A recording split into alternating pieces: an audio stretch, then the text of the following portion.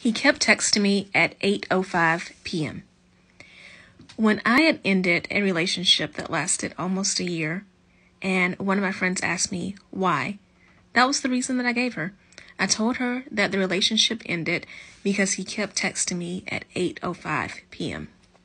See, I had set a boundary with him in this relationship. At the time, I worked an overnight shift, so I needed to get to bed early.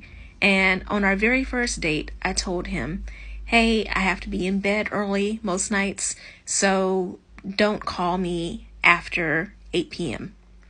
And he said, sure, yeah, I completely understand that.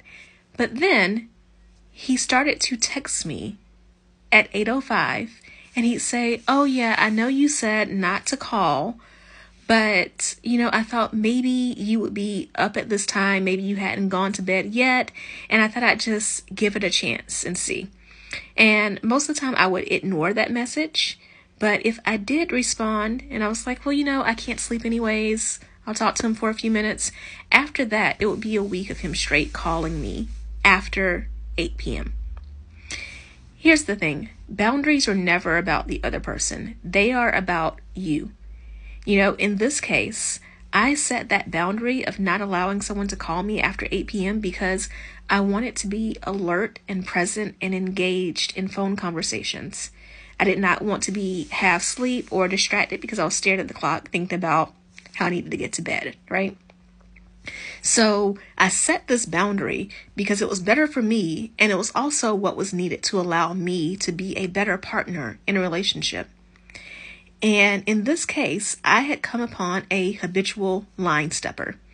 So sometimes you will set boundaries and you will find someone who will do everything that they can to test said boundary. So maybe they won't violate the boundary to the letter, but they'll violate it in spirit.